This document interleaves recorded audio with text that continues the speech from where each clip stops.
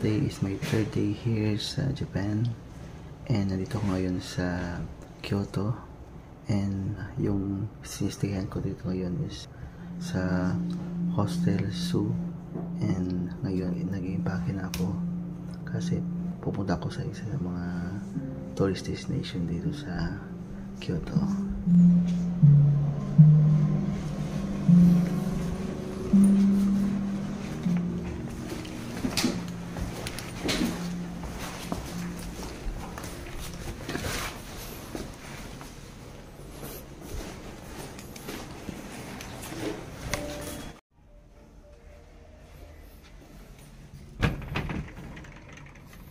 So,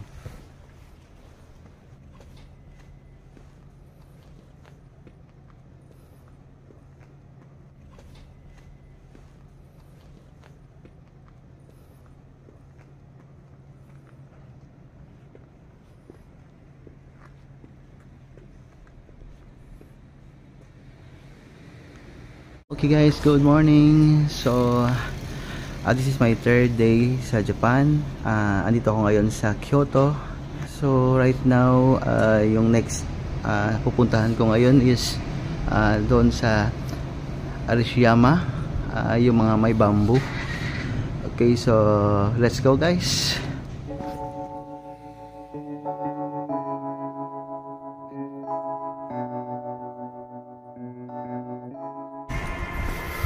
Tingnan nyo guys, oh. So ganito kalinis yung Japan. Ayan. Wala kang makikitang dumi dito guys. At ang lamig kasi autumn ngayon dito.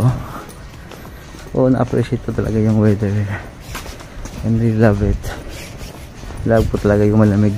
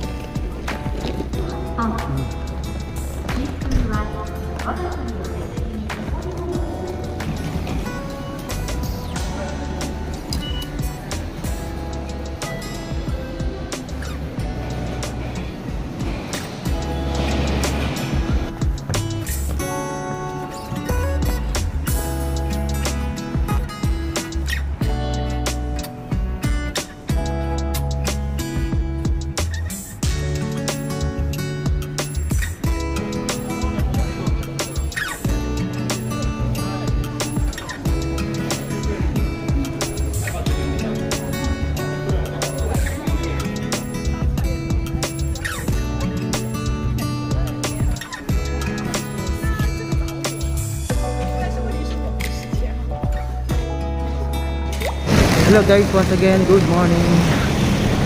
So ngayon naglalakad ako ngayon sa direction ng papuntang Arashiyama Bamboo Forest, and I'm so excited po guys. So time check is 9:30 na po ng umaga dito sa Japan, particularly sa Kyoto. Okay, so nakikita ko lahat ng mga turista patungong Arashiyama Bamboo Forest. Okay guys,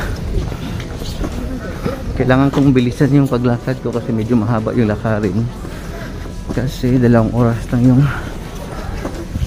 time allowance ko dito, kasi at 12 noon mabalik na ako ng Osaka. Okay.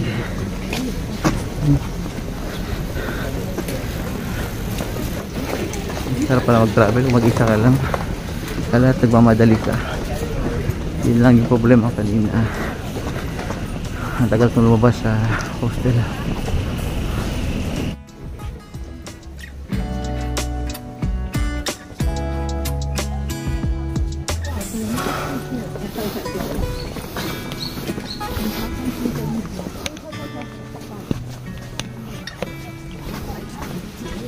Okay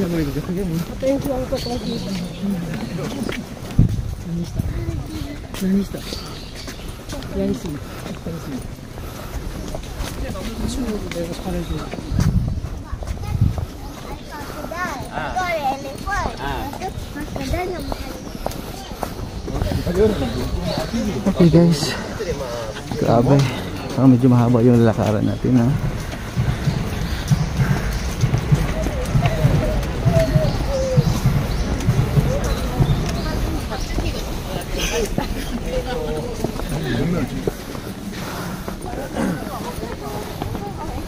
Okay guys, so approximately nasa 4 kilometers na yung travel natin, no, galing doon sa train station. So medyo malayo talaga guys. So right now, papasok na tayo doon sa pinaka main entrance ng Arashiyama Bamboo Forest. So I'm so excited guys. So see you later.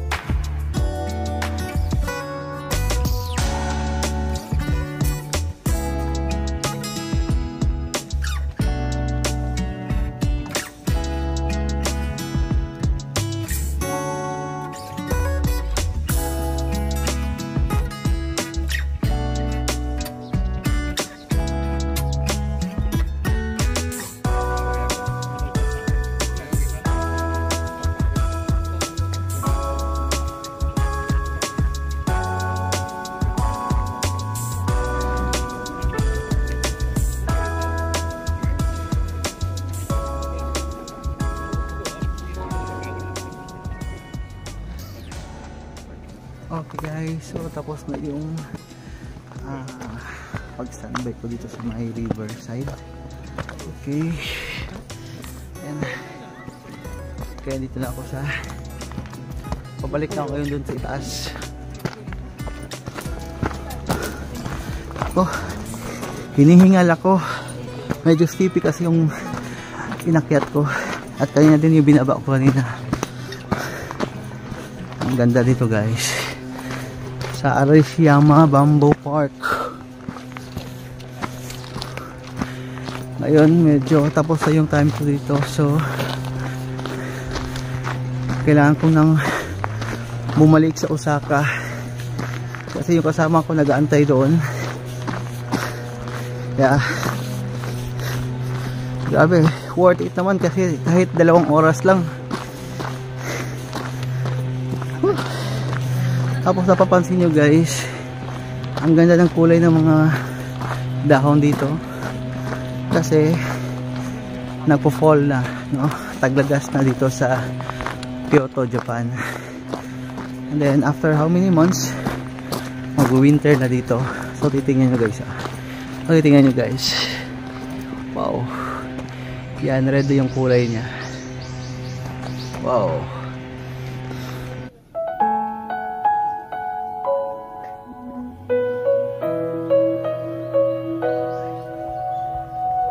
Was it a dream? Why am I wishing that you were there? Is it a nightmare? It's like I'm trying to get back to something that I've lost. Oh, you have shown me there are places you can never go back to. Are you still there?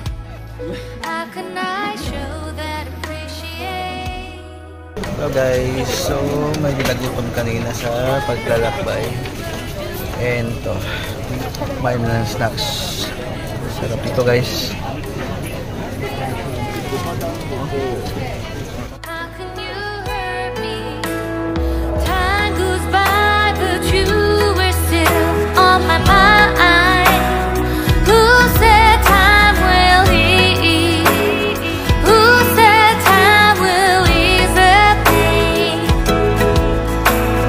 Time goes by, but am I still on your mind?